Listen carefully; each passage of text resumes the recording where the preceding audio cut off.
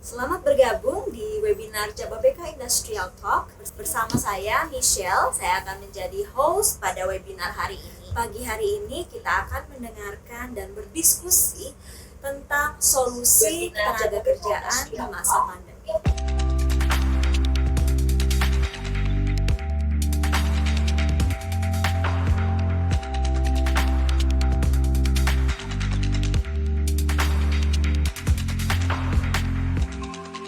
Dan tidak tanggung-tanggung nih, untuk membahas materi kali ini kita mendatangkan tamu spesial.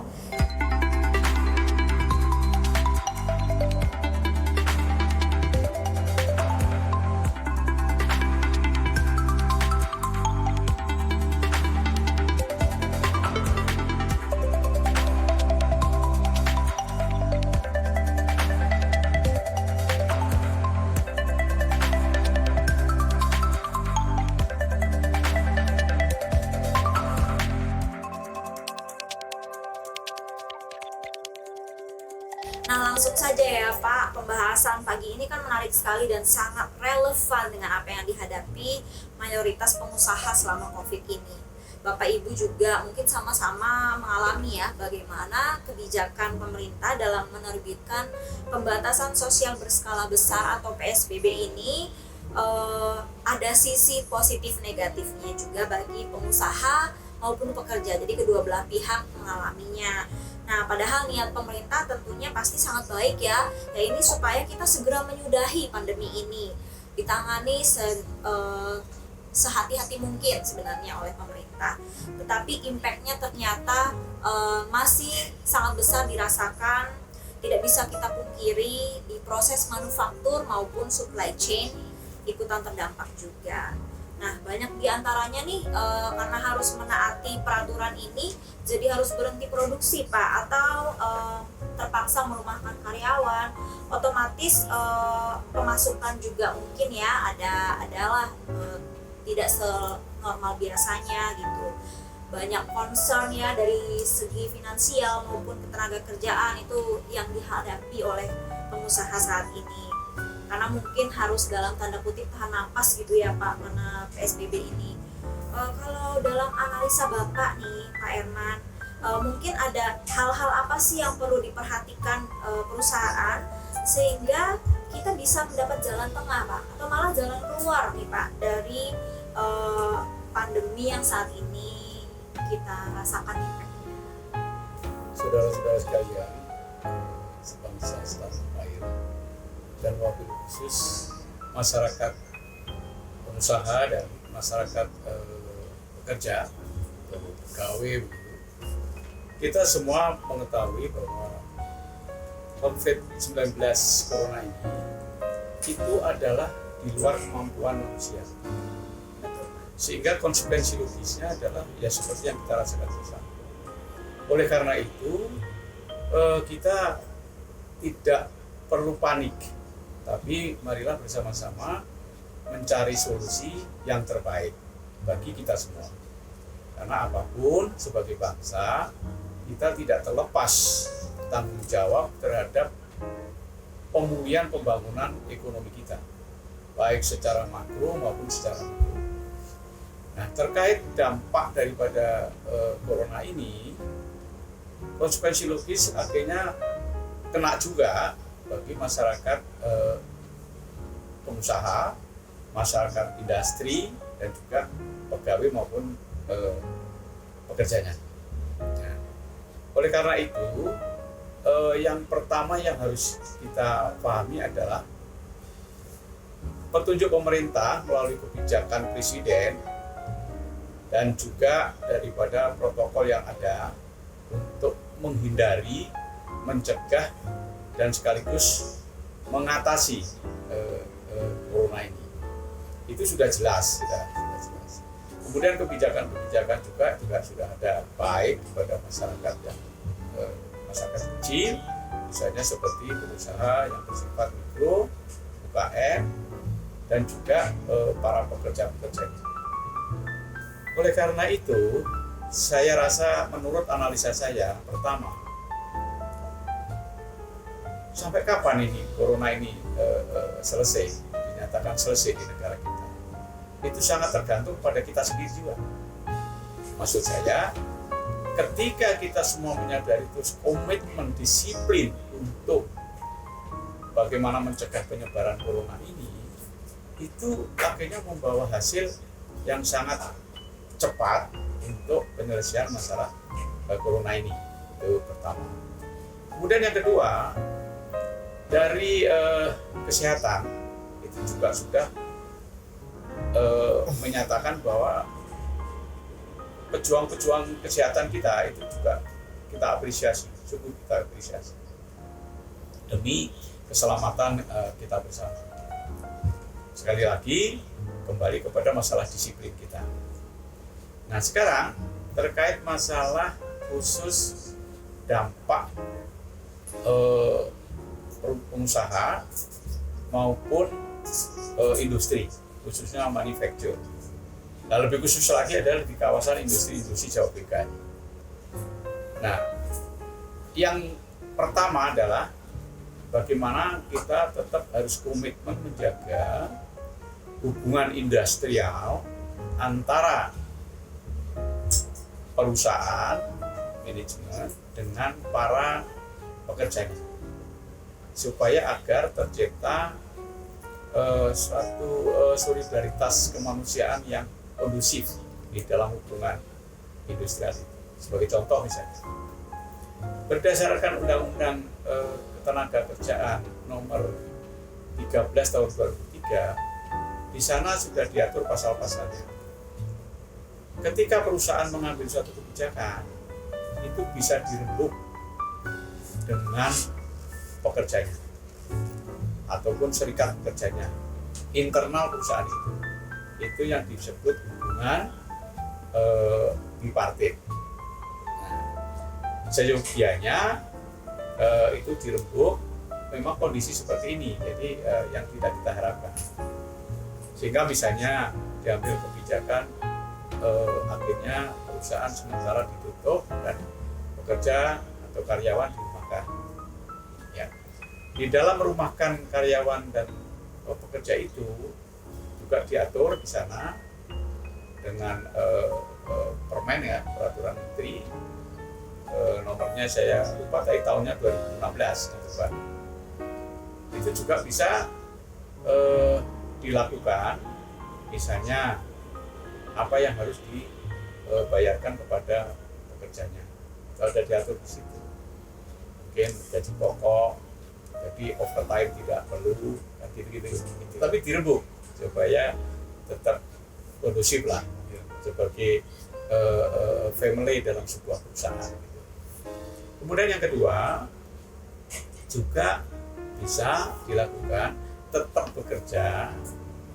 Nah ini di zoning nih. Nah, ini memang perlu kawasan-kawasan industri ini, karena ini kawasan industri kan satu blok ya.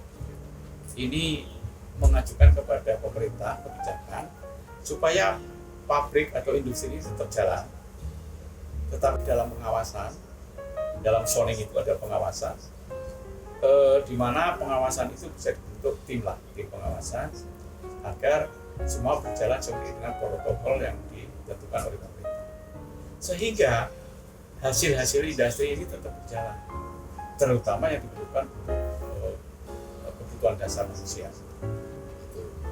Jadi jangan sampai berhenti sama sekali. Makanya itu lockdown itu menjadi tidak efektif ketika kita sebenarnya perlu gitu, ya, makan, hasil industri. Contoh misalnya pertanian itu kan juga ada industri pertanian, tidak langsung padi itu bisa kita makan dan proses industri. Nah, kemudian yang ketiga adalah juga bisa dirembuk dengan bipartit masing-masing itu, sekaligus melibatkan pemerintah selaku bipartit, selaku tripartit. Nah, pemerintah kenapa perlu ini juga terlibat? Begini, di sana ada yang namanya Badan Nasional Penyelenggara Jaminan Sosial Tenaga Kerja. Nah, itu di sana ada program kecelakaan kerja, hari tua dan sebagainya. Saya tanya ini kepada pemerintah, apakah tidak bisa dibuat suatu kebijakan khusus karena ini suatu kondisi khusus, sehingga presiden bisa mengeluarkan keputusan presiden atau instruksi presiden kepada BPJS Tenaga Kerja. Satu, diizinkan perusahaan itu tidak membayar iuran BPJS Tenaga Kerja dalam kurun 1 tahun misalnya. Kedua, program yang ada itu bisa direview atau dikonotasi menjadi jaminan kecelakaan atau kesehatan pekerja. Nah, ini bisa dibantu nih. Tapi tentu harus secara prosedur harus ada keputusan presiden. Nah, menteri-menteri terkait, contoh misalnya Menteri Perindustrian, Menteri Tenaga Kerja, dan Menko terkait bisa sampaikan kepada presiden, bahas sidang kabinet terbatas untuk masalah ini. Karena BPJS Tenaga Kerja waktu ya sejarahnya saya terus terang aja yang mereformasi itu dari PT Jam Sostek ke BPJS Tenaga Kerja, dan ini langsung di bawah presiden karena badan itu mungkin ada kebijakan-kebijakan yang bisa dipakai khususnya dalam untuk tenaga kerja. Saya rasa itu. Mungkin saya kepingin beralih ke Pak Rudi ini mungkin ya. Kalau untuk Pak Rudi nih, terima kasih ya Pak Herman ya untuk sharingnya. Mudah-mudahan bermanfaat sharingnya. Ya, pastinya nih udah banyak pertanyaan juga nih kita lihat nih dari panel diskusi ya. Tapi untuk viewer yang ada di rumah ya, yang ingin bertanya boleh langsung aja diketik pertanyaannya di kolom question and answer ya. Setelah ini kita akan sama-sama membacakan dan menjawab pertanyaan-pertanyaan Bapak Ibu. Nah, sebelumnya saya ke Pak Rudi dulu nih ya, Bapak Ibu. Pak Rudi, bagaimana pandangan Bapak nih terhadap hubungan antar pengusaha dan ketenagakerjaan saat ini Pak? Mungkin ada pengalaman customer Bapak atau tenan Jababeka gitu Pak. Mungkin ada pengalaman yang baik juga mungkin yang perlu di-sharing ke viewers hari ini Pak. Ya, jadi terima kasih Bapak Ibu semua. Ini menarik sekali ya, yang sharing dari Pak Herman ini luar biasa sekali. Seperti mendapat pencerahan nih pagi ini dari Pak Herman. Jadi memang dari pengalaman kami selama ini berdiskusi dengan pengusaha, teman-teman pengusaha, teman-teman bisnismen, industrial yang ada di GBK, memang semua mengalami sama lah sih kondisinya. Karena sekarang ini situasi pandemi ini kan situasi yang tiba-tiba suddenly berubah. Dan semua tidak ada yang bisa memprediksi. Nah ini apa namanya, sama situasinya. Termasuk kami pun yang di JBK pun mengalami hal yang sama. Kita berubah 180 derajat dalam suatu situasi yang singkat, dan pola hidup semuanya berubah total ya Pak Herman ya. Jadi termasuk saat ini kita melakukan online talk show ini, salah satu perubahan yang terjadi Pak Herman. Kalau dulu kita mungkin diskusi panel bisa mengundang seminar berapa orang langsung dalam satu ruangan, sekarang kita nggak bisa. Nah, jadi ini hal-hal yang menarik ini sebenarnya menjadi satu satu komitmen juga dari kami JBK untuk terus berpikir positif Pak Herman, terus optimis ya. Jadi saya kemarin sharing dengan satu customer kita Pak, bagaimana dia dengan terpaksa ya Pak ya, bukan mem-PHK, jadi dia meliburkan Pak perusahaannya. Kenapa? Karena bisnisnya stop. Itu namanya bisa dikatakan dirumahkan. Dirumahkan, oh ya Pak, dirumahkan. Jadi dirumahkan Pak ya. Dirumahkan. Jadi dia sering, Pak, saya sebelumnya masih bisa sehari masuk, sehari libur. Nah ini minggu lalu saya udah rumahkan dan liburkan selama seminggu di karyawan saya. Kenapa Pak?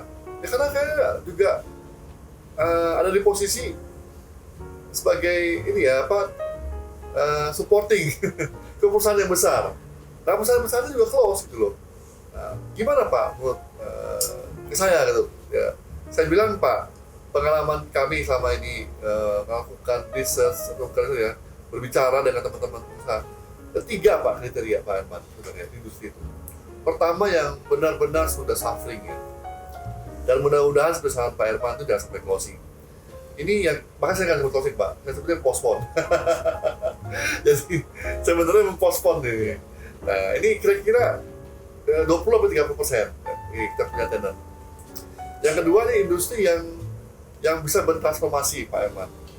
Ini kira-kira 40-50%. Mereka ini dengan ya ini ya saya bilang ya setuju dengan Pak Herman, ada simbiosis mutualisme yang kompak antara karyawan dengan pengusaha. Mereka bersepakat untuk tetap bisa survive, untuk bisa tetap maju ke depan. Bagus. Ya Pak ya. Jadi mentransformasi bisnisnya. Ya Pak. Jadi misalnya yang sebelumnya memproduksi LED lamp. Artinya ini ada dampak, ada musibah loh, Ya. tapi membawa hikmah. Hikmah. Gitu, Akhirnya kekeluargaan di dalam itu bisa terjalin Nah, benar. secara biparti. Biparti. Ya. Jadi yang saya mau juga, jadi ada ini apa? Ada apa namanya ya, kepentingan bersama Pak. Wah saya kalau sebagai karyawan, saya juga bahkan juga buat apa? Gitu misalnya, nganggur digaji misalnya itu. Ataupun saya di PHK, mau ngapain? Berapa lama? Ya nggak Pak? Karena ini sementara. Nah, Jadi itu. tidak perlu PHK itu karena sementara. Benar, itu Pak. Membangun perusahaan baru, mau mulai lagi kalau ada PHK, Ya. pertama tenaga kerjanya itu butuh pengalaman Benar. dan sebagainya. Ya, Rugi. Gitu. ya, Apalagi kalau PHK membayar itu tadi ketentuan Ya. undang-undang. ya. Udahlah dengan kebijakan itu aja. Maka Undang-Undang 13 ini sebetulnya ada crucial point tapi ada manfaatnya. Oke. Seperti itu loh pasal-pasal itu. Yang crucial point itu adalah di pesangon.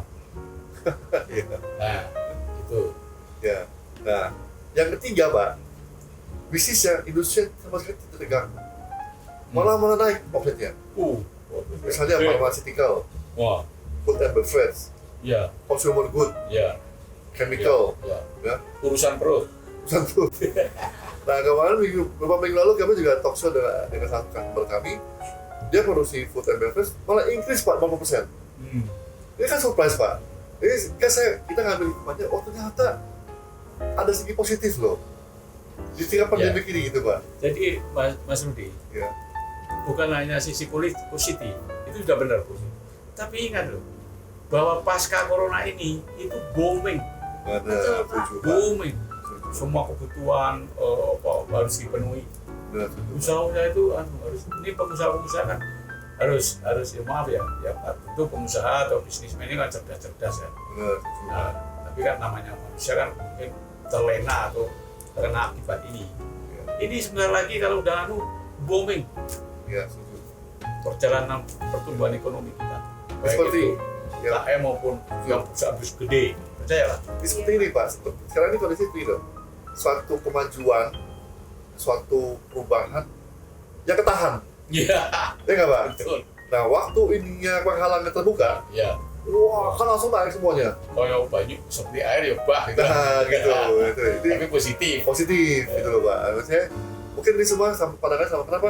Jadi ada analisa bahwa tahun depan tuh bisa increase 80% ekonomi kita, ya nggak Pak? Nah ini yang menarik lah. Saya pikir kalau tadi pertanyaan dari Bu Misal bahwa gimana? Loh ini jadi sekarang tuh yang gini gitu loh Pak. Gitu. Dan sebetulnya industri di Indonesia ini bagusnya ya negara kita itu industri itu kebanyakan adalah resource base-nya itu ada di Indonesia. Jadi, Ya bener tak? benar toh. Relatif misalnya impor itu kan industri khusus. Ya benar. Ya.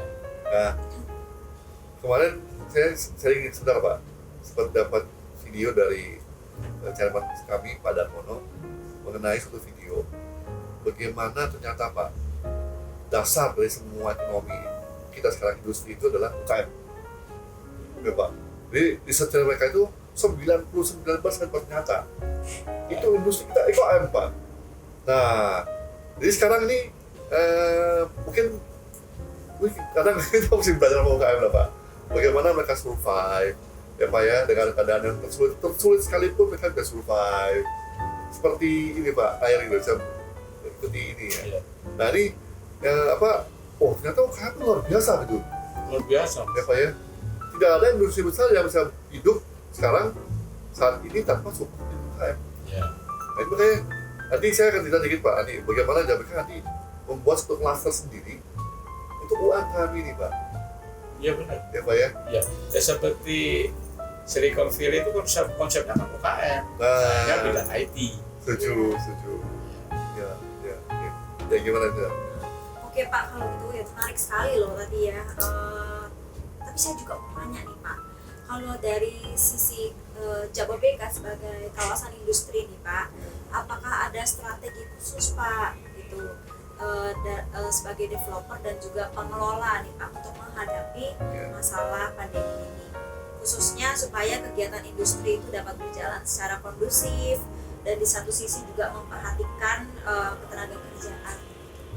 Jadi JBK ini sudah 30 tahun mungkin Pak Herman ya Pak ya. Nah kita mempunyai juga sebuah perusahaan anak perusahaan di JBK Induk ini yang namanya JBK Infrastruktur. Nah ini JBK Infrastruktur dengan JBK Industri ini kita saling kompak supporting.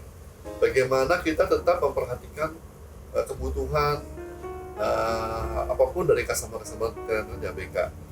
Nah misalnya kita melakukan yang namanya desinfektan free desinfektan ke semua pabrik-pabrik, pembagian masker gratis ke semua pabrik-pabrik. Mungkin juga Pak Irman juga join kami di grup yang didirikan oleh our chairman Pak Darmono, grup fighting COVID-19. Bagaimana kita bahu-membahu antara JBK Pak dengan tenan memberi sumbangan kepada semua tenaga medis, semua praktik hospital, semua rumah sakit yang ada di Bekasi dan sekitarnya. Ini satu bentuk sebenarnya Pak ya, kan kita bagaimana dalam suatu yang sulit itu sebenarnya teman itu jadi nyata. Jadi ini yang sangat menarik tadi, bagaimana JBK itu bahu-bahu dengan tenan memberikan sumbangan kepada care mas sekeliling kita.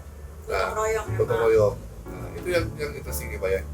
Ya, jadi apa yang dilakukan oleh manajemen JBK terkait dengan fighting COVID-19 itu sudah sangat bagus. Malah boleh dikatakan sebagai contoh gitu ya. Sudah melangkah lebih cepat dan kemudian sebagai one step ahead konteks sosial kemanusiaan itu sudah direspon dengan baik dan dilaksanakan.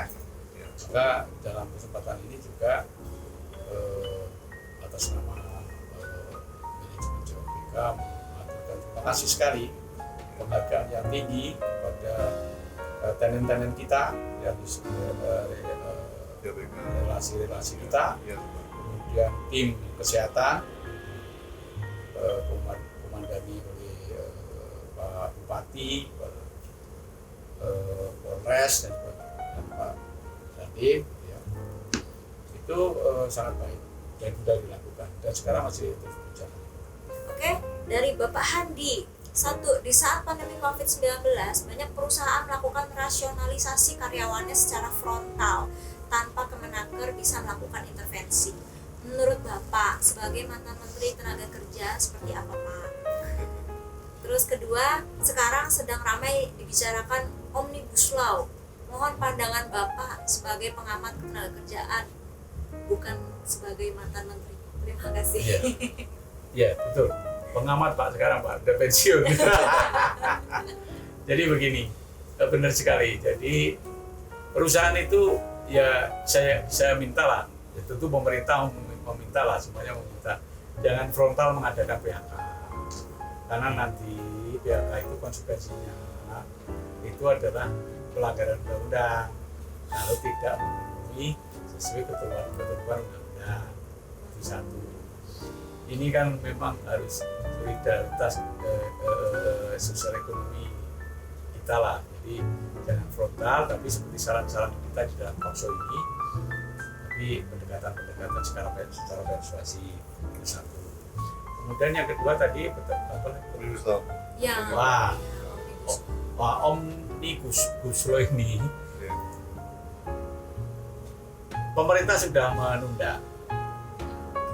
Itu sangat baik, dan mohon maaf saya juga sudah memberi masukan.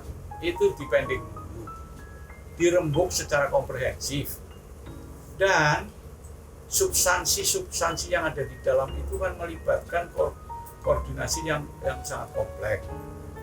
Sehingga presiden itu dalam hal ini harus cermat. Cermat dalam arti tidak hanya masukan dari satu kementerian, ini harus terintegrated sehingga menemukan suatu hasil yang optimal dalam konteks sebagai kualitas undang-undang omnibus itu ya. Dan siapa yang harus dilibatkan? Bahwa yang saya tahu dalam teori kebijakan publik, undang-undang ini kan kebijakan publik, output daripada pembahasan politik kemudian menjadi hukum, itu adalah namanya adalah kebijakan publik.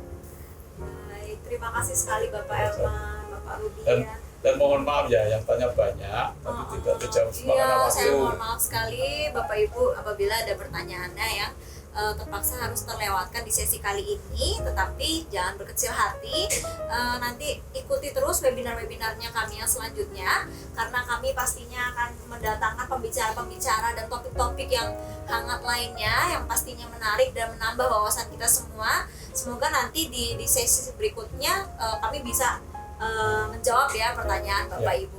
Saya Pak, maaf, sebelum tutup ini Mas Rudi. Ini talk show ini kan sangat penting media komunikasi dengan baik. Ini di manage dengan baik. Satu, setiap event itu di dokumen, termasuk pertanyaan ini yang tadi sudah dijawab.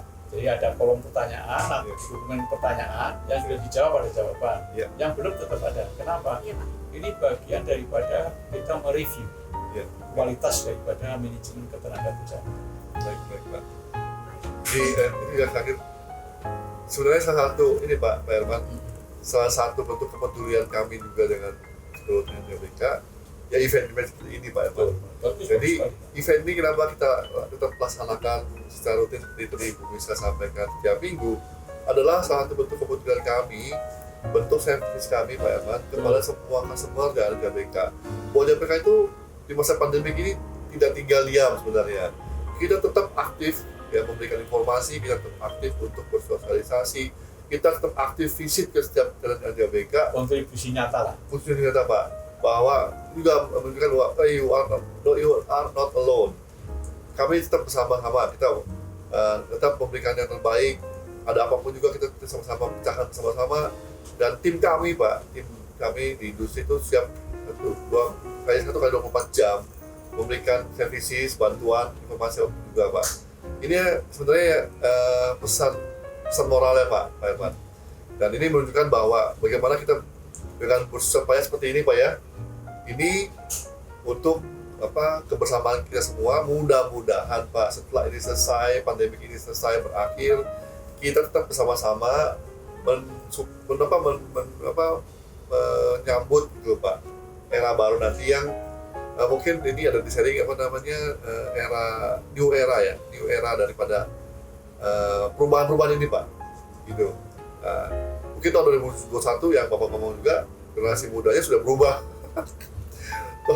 Kita ternyata banyak perubahan Pak. Iya.